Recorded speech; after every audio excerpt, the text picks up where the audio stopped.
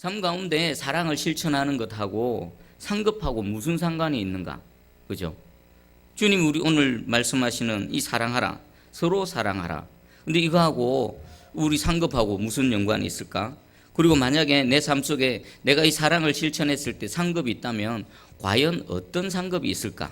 이 부분을 한번 살펴보겠습니다. 우리 성경 전체 단어를 한 단어로 딱 요약하면 뭡니까? 사랑이지요. 누구 사랑입니까? 하나님 사랑하고 또 사람을 사랑하라. 딱 한 단어입니다. 사랑. 왜 그러면 이 성경은 사랑에 대해서 얘기할까요? 범죄하기 이전에는 어땠겠습니까? 하나님이 우리 보고 서로 사랑하라 하지 않아도 하나님이 너희가 하나님을 사랑해야 된다. 나 외에 다른 것을 네 옆에 두면 안 된다. 나만 사랑해야 된다. 이렇게 굳이 말씀하지 않으셔도, 명령하지 않으셨어도 죄가 없었을 때는 우리는 원래 하나님을 사랑했고 또 하나님을 의존했고 하나님만을 붙들고 하나님과 교제하는 그런 존재였습니다. 동시에 우리 동료 인간들에게도 마찬가지입니다. 나를 위한 삶이 아니라 타인을 위한 삶, 남의 필요를 채워주고 기꺼이 희생하고 섬기고 헌신하는 그런 삶을 살았습니다. 그래서 아담이 에덴 동산에서 범죄하기 이전에는요, 하나님께서 굳이 너희 하나님 사랑하라, 너희 이웃을 네 몸과 같이 사랑하라 말씀하실 필요가 없었습니다. 그런데 죄가 들어와서 어떻게 되어졌습니까? 하나님을 사랑하고 하나님을 정말 인격적으로 존경하고 공경했던 이 인간들이 하나님을 싫어하게 됩니다. 하나님을 피합니다. 하나님의 말씀 자체 듣기 싫어합니다. 하나님을 떠나려고 합니다. 그리고 사람에 대해서는 어떻습니까? 서로 손가락질하고 공격하고 비난하고 그렇게 남을 사랑하고 남을 위해 살던 그 존재들이 순식간에 확 돌변해버려서 자신만을 위한 아주 자기중심적이고 이기적인 삶을 살게 되었습니다. 그런 우리에게 하나님께서는 모든 것들을 회복시키기 위해서 너희가 하나님을 사랑해야 된다. 그런데 이웃을 내 몸과 같이 사랑해야 된다 라고 말씀하신 것입니다. 또 우리 지금 살아가는 우리 삶 중에서 가장 우리 감정 가운데 가장 중요한 것은 무엇일까요? 역시나 사랑입니다. 사랑. 사랑하기에 우리가 살아가고 있고 사랑이 있기에 그나마 우리가 이 땅에서 삶을 영위해 갈 수 있습니다. 여러분, 부모와 자식 간, 아내와 남편, 그리고 연인과의 관계, 또 스승과 제자, 친구들도 있습니다. 또 교회에서 교회 우리 성도들 간에, 또 목회자와 성도들 간에, 여기에 기본적으로 우리가 사랑이 있어야 됩니다. 서로 사랑하게 되면 어떻습니까? 우리는 이 땅에 살지만 우리는 이미 천국의 삶을 살아가는 겁니다. 만약에 이 많은 관계 속에서 사랑이 바탕되어지지 않으면 그저 이해관계 속에서 서로의 필요에 의해서 나의 뭔가를 채우기 위해서 이용하려고 이런 모든 관계를 갖게 된다면요, 우리는 이미 천국이 아닌 지옥의 삶을 살아가는 겁니다. 그럼 오늘 결론이 나옵니다. 우리가 하나님께서 말씀하시는 사랑의 삶을 살 때 이것은 분명한 상급이 주어지는데 어떤 상급입니까? 천국의 삶을 맛보는 상급을 받게 되어진다는 것입니다. 오늘 하나님 말씀을 쭉 살펴볼 것인데 여러분 모든 관계 속에서 특별히 다른 데 말고 여러분 가정 그리고 하나님의 말씀을 듣고 하나님 백성의 공동체인 우리 교회 안에서만이라도 이 서로 사랑하라는 사랑의 삶이 실천되어져서 우리가 살아가는 우리 가정과 우리 새순교회가 천국의 삶을 미리 맛보는 그 상급 가운데 살아가기를 주님의 이름으로 축복합니다. 자, 그런데 오늘날 보면요, 이 사랑이라는 단어가 순환을 당하고 있습니다. 가장 흔합니다. 어디를 TV를 틀어도 어디를 봐도 사랑 타령입니다. 그런데 이 온 세상이 사랑을 그렇게 사랑 타령하는데 세상은 왜 이렇게 힘들고 어렵고 서로 공격하고 자신만을 위한 그런 삶을 살게 될까요? 너무 흔하지만 정작 참 사랑은 없습니다. 참 사랑은 없습니다. 그래서 어떤 분은 이렇게 표현합니다. 사랑의 홍수 속에서 사랑이라는 이름이 고문을 당하는 시대다. 사랑의 홍수 속입니다. 우리 아이들 봐보십시오. 청년들 봐보십시오. 사랑이라는 단어를 입에 달고 있습니다. TV를 틀어도 온갖 광고를 봐도 그냥 막 상투적으로 사랑이라는 단어가 군데군데 막 박혀 있습니다. 그런데 정작 이 사랑은 없습니다. 진정이 표현대로 사랑의 홍수 속에서 사랑이라는 이름이 고문을 당하는 시대입니다. 그러면 사랑에 대해서 무엇이 문제일까요? 많은 사람들이 사랑에 대해서 갈급합니다. 사랑받기를 원합니다. 사랑하기를 원합니다. 그리고 서로 사랑한다라고 합니다. 심지어는 얼굴도 보지도 못하고 이름도 모르는 고객님까지 사랑한다고 합니다. 그럼 뭐가 문제일까요? 사랑에 대해서. 사랑에 대한 개념과 사랑에 대한 내용이 잘못되어져서 그렇습니다. 변질되어져 버린 겁니다. 그러면은 우리는 어디서 참 사랑의 모델을 찾아야 될까요? 성경입니다. 하나님 속에서 참 사랑의 모델, 정말 사랑의 기준이 뭔가, 우리는 어떻게 사랑해야 되는가에 대한 그 참 모델과 기준을 성경에서 찾아야 되는 겁니다. 우리 요한복음 13장 34절 제가 읽어드립니다. 새 계명을 너희에게 주노니 서로 사랑하라. 내가 너희를 사랑한 것 같이 너희도 서로 사랑하라. 여기 보면 주님은 제자들에게 마지막 유언과도 같은 명령을 하십니다. 명령이 뭡니까? 서로 사랑해라. 서로 사랑해라. 그런데 그 서로 사랑하는 기준이 뭡니까?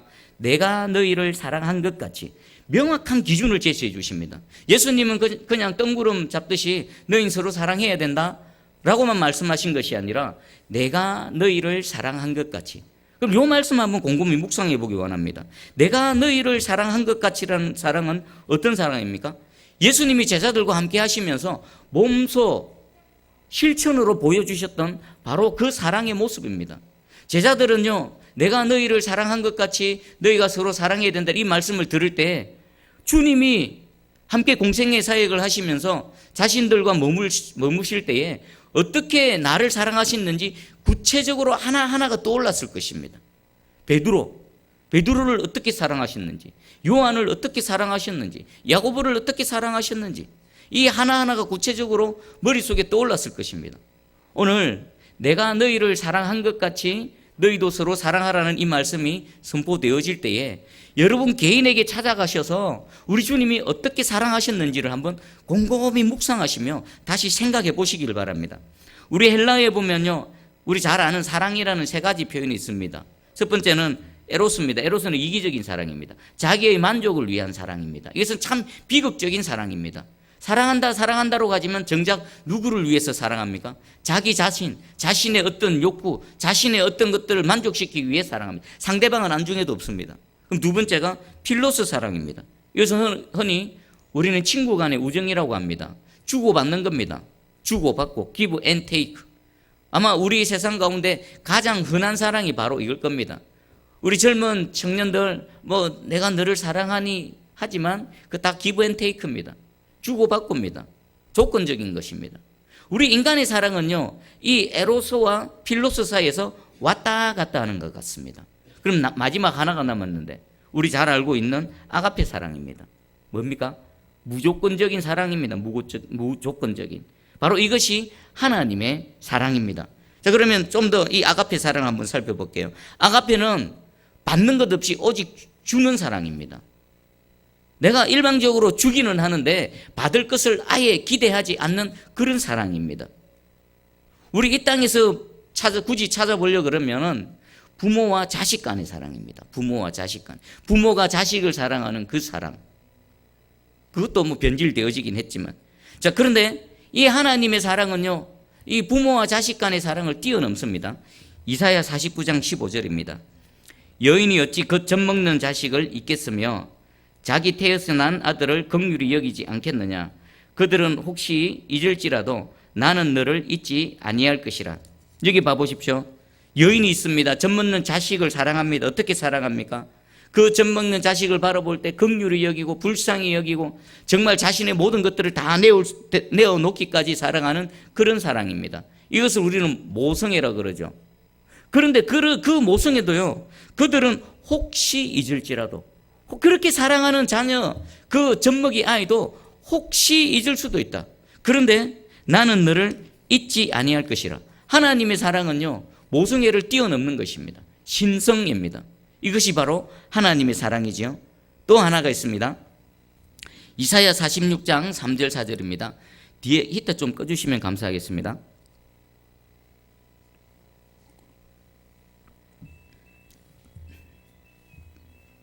이사야 46장 3절 4절입니다.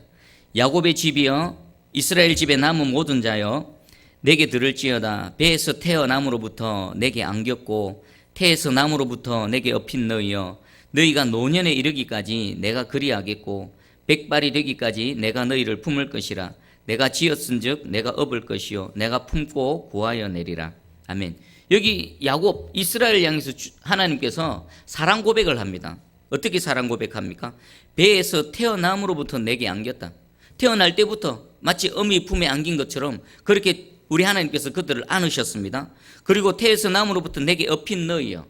아주 어린아이 젖먹이 때는 안기고 업히고 그럽니다. 그런데 우리 하나님은요, 너희가 노년에 이르기까지 나이가 들어서 장성하고 심지어는 이렇게 노년에 이르기까지 또 머리가 백발이 되기까지 너희를 품을 것이라.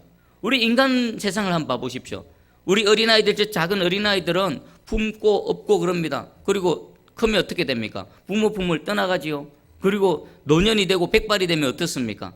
품지 않습니다. 안지 않습니다. 자녀들도요, 부모가 나이 들고 또 이렇게 노년이 되고 백발이 되면요, 자녀들도 부모에 대해서 좀 등한시하고 함부로 합니다. 그런데 우리 하나님 어떻게 하십니까? 세상 어떻습니까?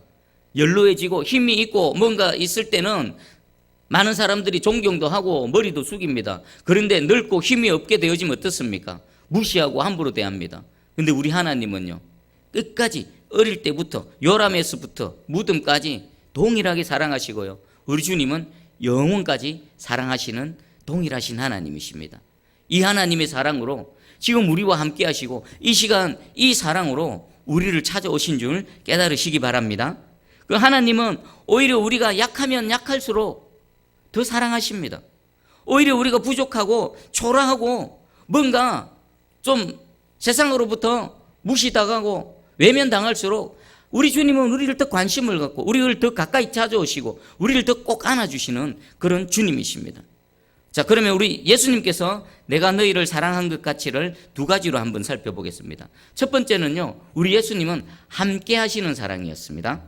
마가복음 3장 14절입니다. 이에 12를 세우셨으니 이는 자기와 함께 있게 하시고 또 보내사 전도도 하시며. 12 제자들을 세우십니다. 12명의 제자를 세우셔서 어떻게 하십니까? 자기와 함께 있게 하시고. 예수님이 지금 제자들과 그들에게 나와 함께 할 수 있도록 허용하신 것입니다. 여러분, 누가 여러분을 함께 하도록 허용하는지 한번 잘 생각해 보십시오. 나를 용납하고 그 바운더리 안에서 우리는 각자의 거리가 있습니다. 사람마다의 거리가 있습니다. 아내와 남편의 거리가 있고요, 부모와 자식 간의 거리가 있고요, 친구 간의 거리가 있는데 친구 간에도 또 친한 정도에 따라서 이 마음의 거리와 또 공간적인 물리적인 거리가 있습니다. 여러분, 나를 이 자신의 바운더리 안에까지 안아주는, 허용하는, 함께 있게 허용하는 사람이 몇 명이나 되는가 한번 잠시 떠올려 보십시오. 그리고 반대로 나는 과연 또 나의 이 바운더리 안에까지 들어오도록 허용하는 사람이 몇 명이나 되는가 한번 생각해 보십시오. 사실 따지고 보면요, 그래 많지가 않습니다. 우리는 하루를 살고 또 이렇게 매일을 살 때에 오고 가는 사람들, 마주치는 사람, 만나는 사람들, 가정, 직장, 여러 교회에 있지만 사실요, 나의 바운더리 안에까지 그를 들어오게 허용하고 그와 함께 하는 사람이 사실은 그렇게 많지 않습니다. 왜 그럴까요? 가까이 오면 불편하거든요. 가까이 오면 참아야 되거든요. 견뎌야 되거든요. 인내해야 되거든요. 그것이 불편해서 보이지 않는 울타리를 쳐놓고 더 이상 못 들어오도록 막아버립니다. 차단해버립니다. 그러면 사람들은 누구를 가까이 오기를 허용합니까? 가까이 오면은 자기가 돋보이는 사람, 가까이 하면은, 함께 하면은 자기에게 이익이 되는 이런 사람, 그런 사람은 기꺼이 문을 활짝 열고 더 가까이 오게 하고, 아니요, 자신이 문을 활짝 열고 그 사람에게로 다가갑니다. 그런데 우리 주님은 우리와 다른 모습을 보이십니다. 12 제자를 세우시고 자기와 함께 하도록 허용하셔서 문을 활짝 열고 내 곁으로 와라. 이분이 누구십니까? 거룩하신 하나님, 존귀하신 하나님이십니다. 그런데 그 죄인인 인간들을 택하시고 자신에게로 가까이 오도록 허용하셨습니다. 이들이 대단한 사람들이었습니까? 아닙니다. 모두가 다 저 갈릴리 촌뜨기 어부 출신입니다. 배우지도 못했습니다. 투박합니다. 그들 가까이 가면요, 그 생선 비린내, 또 말투는 얼마나 투박합니까? 사람들로부터 존경받을 만한 것이 하나도 없습니다. 그리고 예수님이 어떤 자들과 함께 하셨습니까? 사람들로부터 죄인이라고 손가락질 당하는 세리와 창기, 이런 사람들, 그런 사람들, 또 병들어서 고통당하고 가난해서 고통당하는, 세상으로부터 외면당하는 사람들에게 찾아가셔서 그들과 함께 머무시고 그들을 도와주시고 그들의 얘기를 들어주신 그런 하나님이십니다. 자, 한번 잘 생각해 보십시오. 예수님께서 12제자뿐만 아니라 수많은 사람들을 가까이 오도록 허용하셨고 그들과 함께 하기를 허용하셨습니다. 그 중에 누구도 포함됩니까? 제 같은 인간도 포함됩니다. 여러분도 포함됩니다. 여러분 한번 주님 입장에서, 여러분, 우리 예수님이 나와 함께 한다, 예수님이 지금 나를 가장 첫근으로 지금 공간을 내어주시고 마음을 내어주시고 예수님이 나와 지금 함께 하실 때 예수님은 어떠실까? 순수히 제 입장에서 저를 예수님 입장에서 한번 생각해 봤습니다. 예수님이 나와 함께 하시면 어떨까? 얼마나 불편하실까? 얼마나 많이 참아야 하실까? 얼마나 많이 견뎌야 하실까? 그런 생각을 해봅니다. 주님이 허용하신, 주님이 함께 있기를 배려해 주신 나 같은 사람, 그리고 여러분들도 이 은혜 가운데 지금 여기에 함께하고 있음을 깨달으시고요. 주님은 그럼에도 불구하고 우리와 함께 하시고 우리를 인격적으로 사랑하시고 우리를 계속 안아주시고 계속 함께 있기를 허용해 주시는 은혜 가운데 있습니다. 그리고 두 번째가 예수님의 사랑은 불구하고도의 사랑입니다. 그럼에도 불구하고도의 사랑. 여러분, 사랑에 때문에의 사랑이 있습니다. 때문에의 사랑은 뭘까요? 조건입니다. 현재의 조건입니다. 우리 세상에 봐보세요. 결혼하려고 그러면 어떻습니까? 이뻐야 되고 잘생겨야 되고 재력도 있어야 되고 학벌도 있어야 되고 키도 커야 되고 사회적 지위도 있어야 되고 이런 거 얼마나 많이 따집니까? 이게 그 때문에의 사랑입니다. 그리고 만일의 사랑은 어떻습니까? 현재는 조금 부족하지만 미래에 뭔가 잘 될 가능성이 있는 거. 지금은 조금 부족하지만 조금 지나면 뭔가 잘 될 가능성이 있다. 미래의 어떤 조건을 두고 이렇게 사랑하는 게 그 만일의 사랑입니다. 근데 이게 만약에 미래에도 똑같다. 미래에도 내가 미래에는 좀 잘 될 줄 알고 지금은 조금 부족해도 뭔가 좀 형통할 줄 알고 잘 될 줄 알았는데 그때 가보니까 똑같다. 오히려 더 못하다. 그럼 어떻게 될까요? 가차없이 버리겠죠. 가차없이 버림 당하는 겁니다. 그런데 우리 주님의 사랑은요, 불구하고도의 사랑입니다. 현재의 조건이나 미래의 조건이나 관계없이 사랑하는 겁니다. 여러분, 예수님의 제자들 생각해 보십시오. 현재 조건 때문에의 사랑으로 비춰봐도 그들은 아예 후보자에도 등록이 안 되지는 자들입니다. 그리고 미래의 조건에도 한번 봐볼까요? 베드로, 야고보, 요한, 이들 미래에 무슨 조건이 있겠습니까? 이들은 오히려 미래에는요, 주님을 배반하는 자들이었습니다. 주님을 버릴 줄 이미 주님은 아셨음에도 불구하고, 그럼에도 불구하고 그들을 끝까지 동일하게 사랑하셨습니다. 지금 우린 계속 주님이 우리를 어떻게 사랑하셨는지, 나를 어떻게 사랑하고 계신지, 과거, 현재, 미래에도 동일하게 이 사랑으로 함께 하실 것을 계속 살펴보고 있습니다.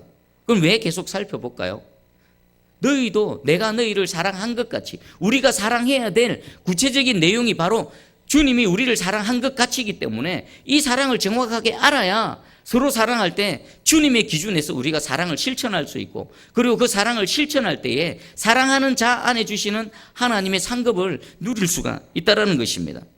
그러면 여러분, 이 말씀으로 여러분 진정 내 삶 속에, 다른 데 말고 우리 가정에, 멀리 말고 가정과 교회에서만 주님이 나를 사랑하신 것 같은 이 사랑, 무조건적인 사랑, 아가페의 사랑, 그럼에도 불구하고도의 사랑으로 우리가 사랑하게 되면 어떻게 될까? 한번 상상해 보십시오. 여러분 가정에 아내와 남편, 부모와 자식 간의 관계, 형제 간의 관계 어떻겠습니까? 천국을 맛보는 겁니다. 우리 교회는 또 어떻겠습니까? 교회 목회자와 성도들과의 관계에서 이런 아가페적인 사랑, 또 그럼에도 불구하고의 사랑, 우리 성도 서로 상호 간에 이런 그럼에도 불구하고 아가페의 사랑으로 서로 사랑하게 되어진다면 어떻겠습니까? 이미 이곳에 천국은 이루어진 겁니다. 이미 이곳에서는 하늘의 그 평강과 기쁨 가운데 우리는 살아갈 수 있는 것입니다. 그런데 우리 마지막 결론을 내릴게요. 이렇게 하기 위해서는요, 우리가 세 가지를 꼭 생각해야 됩니다. 첫 번째는 하나님께서 나를 어떻게 사랑하셨는지, 내가 하나님 앞에 어떤 지금 존재인지, 과거에 은혜 입기 전에 어떤 존재였는지, 그럼에도 불구하고 찾아오셔서 은혜 주시고 변화시켜 주셔서 지금 함께 하시고, 또 지금만이 아니라 앞으로도 계속 이 사랑으로 함께 하시는 하나님의 사랑을 깊이 생각하고 깨달아야 됩니다. 그리고 동시에 두 번째는요, 나의 자격 없음, 그런 사랑을 입을 자격이 없음에 대해서 철저하게 깨달아야 됩니다. 그 자격 없으면요, 과거에도 자격 없고요, 여러분 예배 드리고 있는 지금 이 순간에 저나 여러분이나 지금도 자격 없는 것은 마찬가지입니다. 앞으로는 어떨까요? 앞으로는 우리가 막 주님 사랑 입을 만한 객관적인 자격을 만족시킬까요? 모르긴 몰라도 장담합니다. 여러분 앞으로도 저나 여러분이나 주님으로부터 사랑을 입을 이런 자격은 아무도 없습니다. 철저하게 하나님의 은혜인 것입니다. 그리고 세 번째가, 우리가 이 첫 번째와 두 번째를 깨달아 안다 손치더라도 주께서 사랑을 살아낼 힘과 능력을 공급해 주셔야 되는 겁니다. 그래서 우리는 마지막에 기도를 해야 됩니다. 결단을 해야 됩니다. 하나님, 내 안에 이 아가페의 사랑, 주께서 나를 사랑하신, 받는 것을 기대하지 않고 무조건 주시는 이 아가페의 사랑, 그리고 자격 없음에도 불구하고, 앞으로도 자격 없음에도 불구하고 나를 여전히 사랑하시는 그 사랑을 주님 명령하신 것처럼 실천하고 살아내길 원하는데, 주여 내 안에는 능력이 없습니다. 내 안에는 능력이 없습니다. 사실 오늘 이 말씀을 준비하면서요, 본문을 바꿔버릴까라고 생각도 했습니다. 왜 그랬을까요? 이 말씀이 제게 너무 부담이 되는 겁니다. 제가 이 기준으로 이렇게 딱 보니까 너무나 부족한 겁니다. 그래서 차마 이 말씀을 들고 강단에서 이렇게 대언하기가 너무나 부담이 되어서, 본문을 바꿔버릴까, 다른 걸로 할까 라고 이렇게 생각했는데, 끝까지 한번 가보자. 그렇게 말씀을 들고 썼습니다. 우리 제가 가정에서나 우리 아이들을 보면요, 아버지라고 하지만 너무나 부족합니다. 너무나 부족해요. 제가 목사라고 여기 서 있지만 우리 성도들을 보면 제가 너무나 부족하고, 하나님께도 미안하고, 여러분에게도 미안하고, 가정에서 보면 우리 아이들에게도 미안하고, 아내에게도 미안하고, 나는 뭔가 내가 과연 도대체 뭐 하고 있는가, 막 이런 생각도 들고, 막 하여튼 오늘 새벽에 기도할 때에 너무나 마음이 복잡했습니다. 그래서 첫 번째하고 두 번째는 제가 깨달아 알았는데, 이 세 번째를 하나님을 향해 간구해야 되는 겁니다. 근데 소망이 있는 게, 우리 마가복음 3장 5절에 보면 우리 손 마른 사람이 있습니다. 예수님이 이렇게 말씀하십니다. 그 사람에게 이르시되 내 손을 내밀라 하시니 내밀매 그 손이 회복되었더라. 우리는 하나님의 사랑의 기준, 내가 너희를 사랑한 것 같이 이 기준으로 너희도 사랑해야 된다라는 이 주님의 사랑의 기준에 보면요, 저나 여러분이나 다 손 마른 사람입니다. 그것을 나 스스로 어떻게 해야 할 수 있는 능력이 없는 사람들입니다. 그런데도요, 지금 주님이 손을 내밀라 했을 때 이 손 마른 자는 손을 내밀 힘이 없습니다. 여전히 구부러져 있습니다. 내밀 수가 없습니다. 주님이 고쳐놓고 내밀라는 것이 아니라 이 상태에서 내밀라고 했습니다. 그런데 어떤 일이 일어났습니까? 이 손 마른 사람이 내밀라라는 그 말씀에 순종해서 믿음으로 손을 내밀려고 하니까 어떻게 되어졌습니까? 손이 펴진 겁니다. 손이 펴진 겁니다. 우리는 이 기준에서 내가 너희를 사랑한 것 같이 너희도 서로 사랑하라, 손이 말라서 그것을 할 힘과 능력이 없습니다. 근데 주님이 명령하십니다. 그때 우리는 어떻게 하면 될까요? 믿음으로, 순종함으로 이 사랑을 살려고 결단하고 또 도전하면 어떻게 됩니까? 손 내밀 힘이 없는 그에게 힘이 주어지고 손이 펴졌던 것처럼 우리의 이 손 마른 이 사랑의 이 능력에 하나님께서 능력 주시고 힘 주셔서 펴지게 하셔서 내가 너희를 사랑한, 주님이 우리를 사랑한 이 사랑을 서로 살아낼 수 있을 줄 확실히 믿습니다. 우리 한번 결단하시고 또 도전하시고, 구부러져 있는 이 사랑, 왜곡되어져 있고 죄로 인해서 타락하고 연약해져 있는 우리의 이 사랑의 이 손을 믿음으로 내미셔서 여러분 가정과 우리 새순교회에 이 주님 사랑의 기준으로 살아내어서 진정한 천국을 경험하는 저와 여러분 되기를 주님의 이름 축복합니다. 자, 우리